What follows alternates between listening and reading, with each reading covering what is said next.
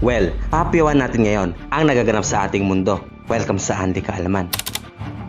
Gaya ng alam nating lahat, ang US ay nakipagdigmaan sa bansang Iran. Kasama nila ang Israel syempre. Sa digmaang ito dahil matagal nang gigil ang dalawang bansang ito sa Iran. Wala naman sanang problema, kaso nadadamay pati tayong mga normal na tao. Nakakalula ang posibleng taas presyo sa produktong petrolyo sa susunod na linggo. Alam naman natin kung magkano na ang mga produkto ng langis ngayon, gaya ng gasolina, diesel, gas, at iba pa. Sadyang damay ang buong mundo sa digmaang ito.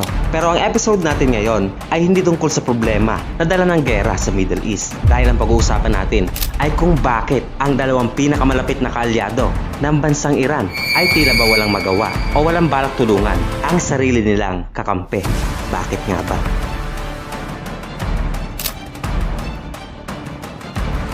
Sources tell CNN that Russia is aiding Iran's war effort by providing intel on U.S. military targets.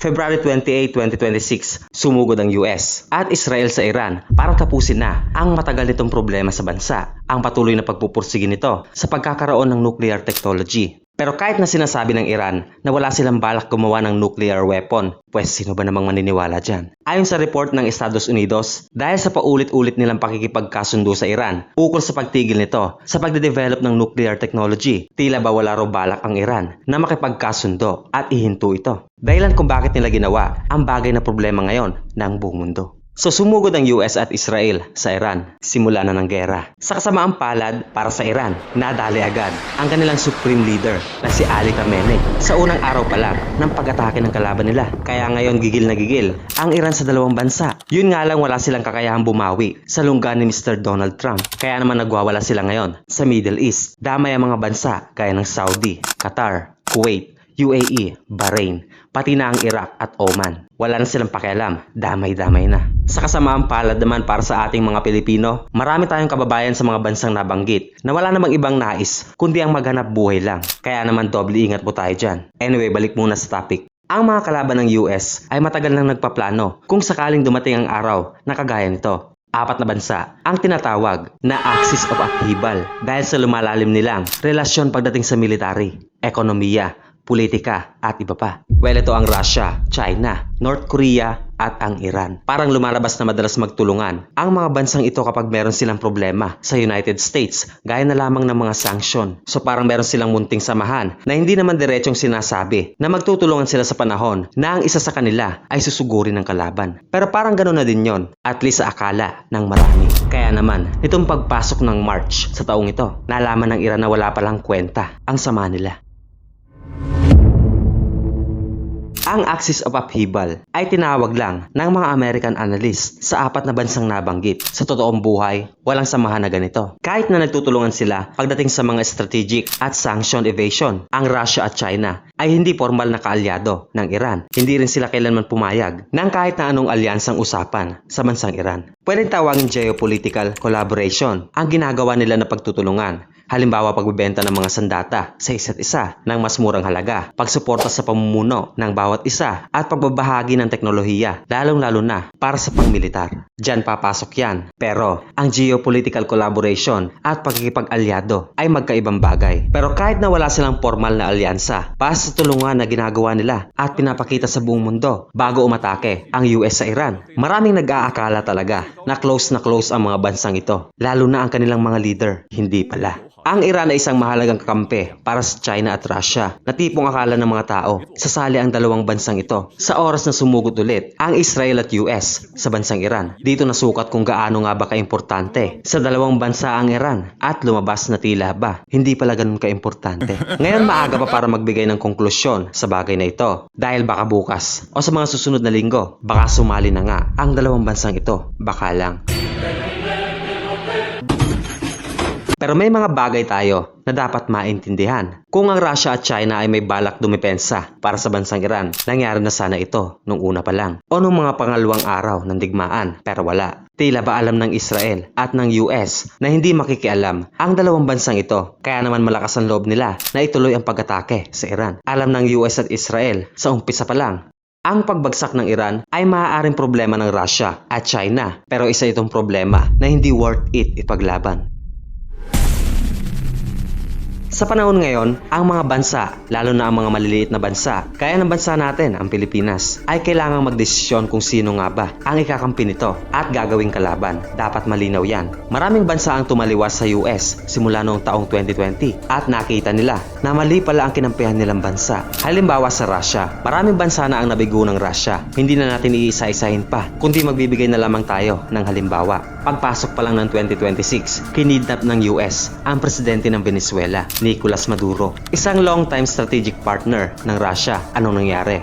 Wala. Kinondema lang ng Russia ang US sa mga sumunod na araw at linggo. Walang ginawa ang Russia para sa kapakanan ni Maduro. Pero kahit na, marami pa rin naniniwala na espesyal ang Iran sa Russia dahil sa pagsuporta ng Iran noong 2022, taong sinimulan ng Russia ang pananakop sa Ukraine na hanggang ngayon ay hindi pa rin tapos. Karamihan sa bansa noon ay umiiwas sa Russia dahil ayaw nilang madamay sa mga posibleng sanksyon. Subalit ang Iran ay hindi umalis sa tabi ng Russia. Mula taong 2022, aktibong nagbigay ang Iran ng mga drones sa Russia na ginagamit nito panlaban sa Ukraine. Tumulong din ang Iran sa pag-set up ng factory para gawin ang mga drones na ito sa Russia. Taong 2025, pumirma ang dalawang bansa ng security partnership na tila ba nagpapahiwatig sa mundo na ang relasyon ng Russia at Iran ay hindi lang maganda, kundi patuloy na gumaganda at nag-i-improve. Parehas kasi silang nagtutulungan para malampasan ang parusa ng mga sanction galing sa West. Solid na solid. Pero nasan sila nung araw ng pag-atake ng US sa Iran? Sabado ng umaga, dumating ang US at Israel para bombahin ang Iran. Tumawag ang isang diplomat ng Iran sa Moscow o sa Russia. Nasagot ng foreign minister na si Sergey Lavrov at pinahiwatig ni Lavrov sa kausap niya. Nakikisimpatya siya sa nangyari at sinusuporta ng Russia ang Iran. Verbal nga lang. Matapos ang pag-atake ng US at Israel kung saan nga nasawi ang pinuno ng Iran, pinakita ng Russia ang pinakamatindi nilang pagkondema sa dalawang bansa. Tinawag nila ang pag-atake na unprovoked act of aggression against a sovereign nation. Sinabi din ng Russia na gulo lang ang dala ng US sa Middle East at maaari itong mauwi sa uncontrolled escalation. Ayon din sa Russia, ginagamit lang ng US at Israel ang nuclear program kuno ng Iran para gawing pretext ng kanilang pag-atake. Kumbaga hindi totoo na ang pakay ng US ay matigil ang nuclear program ng Iran. Sinasabi ng Russia na meron talagang ibang pakay ang dalawang bansang ito. Nang in-announce at konfirmahin ng Iran ang pagkamatay ni Ali Khamenei, tinawag ni Putin na murder ang pagkamatay nito. Sa madaling salita, si Putin at ang matataas na opisyal ng Russia ay patuloy na nagme-meeting patungkol sa kasalukuyang gera, pero wala silang sapat na dahilan para makisawsaw pa dito. Wala rin pahayag ang Russia na mangingialam sila kapag hindi pa nahinto ang digmaan. Bukod pa dyan, merong order ang Iran na si kwentang Su-35 sa Russia at S-400 missile system, pero hindi pa ito nabibigay ng Russia sa Iran na malaking tulong sana sa kanila sa panahon ng gulo kagaya ngayon. Kaya naman hindi talaga tumulong ang Russia sa Iran. Pero ano nga ba ang pinakadahilan? Pwes ang Russia ay isang bansa na hindi takot kalabanin ang Western allies. Tignan mo naman, sinugod nila ang Ukraine, hindi pa nga lang matapos-tapos. At siya ang pinakamalaking dahilan kung bakit hindi nila kayang tumulong sa Iran. Kahit pakakampi nila ang bansang ito. Nauubos din sila sa Ukraine, gumagastos, namamatayan. At higit sa lahat, hindi pa malinaw kung mananalo ba sila o hindi. Kaya naman bakit sila sasali sa gera ng iba kung meron pa silang sariling problema? Wala silang sapat na infrastruktura at military power sa Middle East para hamunin ang lakas ng US at Israel sa lugar na ito. Hindi nila kayang manalo sa himpapawid, sa lupa o kahit pa sa dagat ng Middle East. Kung sakaling meron man silang suporta na pwedeng mabigay sa partner nilang bansa, yun ay ang intel lamang. Gaya ng kumakalat na balita ngayon na nagbibigay ng impormasyon ng Russia sa Iran kung saan malolocate ang eksaktong lugar ng mga base at iba pang military outpost ng Amerika sa Middle East. Sa ngayon, ang pag-iwas ay ang best option ng Russia kung kinakailangan nilang abandonahin muna ang kakampi nilang bansa para makasurvive ang sarili nilang digmaan. Gagawin ng Russia ang bagay na yan. Pero depende pa rin dahil posibleng magbago ang mga bagay-bagay matapos ang release ng video ito sa mga susunod na araw o linggo. Kung ang Russia ay walang matutulong sa Iran dahil sa military limitation nito, hindi yan posibleng dahilan para sa isang kakampi ng Iran, ang China. Ang China ay walang kasalukuyang digmaan sa panahon ngayon. Maliban sa pambubulas nito sa West Philippine Sea, meron ang China ng mga advanced na military equipment at kahit pa manpower para ipadala sa Iran. Tinuturing ng China ang Iran bilang isang key strategic partner. Nag-commit din sila dati na ang sabi ay safeguarding Iran's sovereignty, security, and territorial integrity. Gaya ng Russia, matagal na nakakasama ng Iran military ang militar ng China. Nagsusupply din ang China ng sandata sa Iran, gaya lamang ng HQ-9 surface-to-air missile noong nakaraang taon. Nakikipag-usap din ito sa Iran ng posibleng pagbebenta ng mga Chinese aircraft pagdating ng hinaharap. Bukod pa dyan, dahil sa mabigat na sanksyon ng US sa Iran, 90% ng langis nito na pang-export ay binibili lamang ng China. Ang China ay bumibili ng Iranian oil sa napakalaking discount. Malaking pakinabang talaga. Plano pa ng China na mag-invest sa Iran na nagkakahalaga ng $400 billion sa mga susunod na dekada. Ang sweet, pero sa kaso ng China, ang pangingialam nila sa digmaan ng Iran ay tila ba imposible sa ngayon.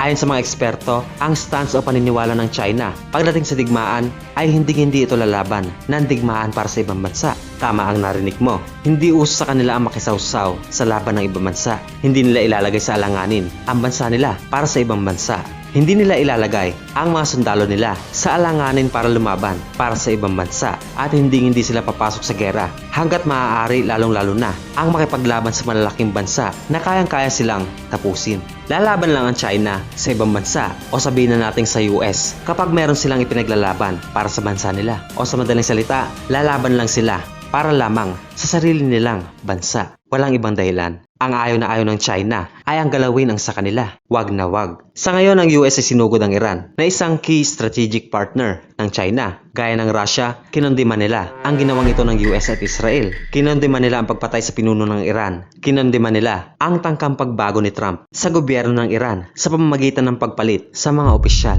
Pero hanggang dyan lang yan sa ngayon. Sa halip na makisali ang China, agad itong nanawagan para sa peace talk at ceasefire. Kaya ng Russia, mukhang walang kinalaman ng China sa kasalukuyang gulo ng Middle East ngayon. Pero ayon sa mga analyst, posibleng nagpapadala ang China ng mga drone ngayon sa Iran, pero hanggang dun lang yon. Sadyang hindi lang sapat ang Iran para sa China na ipaglaban. Ang pinakamalaking dahilan ng China ay ayaw nilang nagagalaw ang mga bagay o bansa na kailangan ng bansa nila. Balik tayo sa langis. Bukod sa murang langis galing sa Iran na inaabuso ng China, ang mas malaking porsyento ng pinagkukuhanan ng China ng langis ay ang Saudi Arabia, pati na ang ibang bansa sa Gulf States ng Middle East. Kapag pinagsama-sama ang langis na binibili ng China sa mga Gulf State na ito, kasama dyan ang Saudi, doble ang langis na kinukuha nila dito kumpara sa kinukuha nila sa Iran. Ngayon inaatake ng Iran ang mga oil refineries. Kasama na dyan ang sa Saudi na nagko-contribute sa 17% ng oil export ng bansang ito. Inatake din nila ang gas terminal ng Qatar na siya nagsusupply lang naman ng 20% ng LNG supply o natural gas sa buong mundo. Daang-daang libong inchik din ang nakatira sa mga bansang ito o Chinese nationals. Naglaan din ng China ng pera para sa mga partnership at business para sa mga Gulf State bukod sa Iran. Kaya naman, sa mata ng China, ang mas delikado ngayon ay ang Iran na nagwawala sa gitna ng Middle East. Tinatarget nila ang mga importanteng pasilidad at infrastruktura na nakakasira sa ekonomiya ng China kumpara sa US at Israel na puro military bases lamang ang tinatarget. Although may mga report na umaatake din ang dalawang bansang ito sa mga civilian properties, pero wala pang kumpirmadong balita.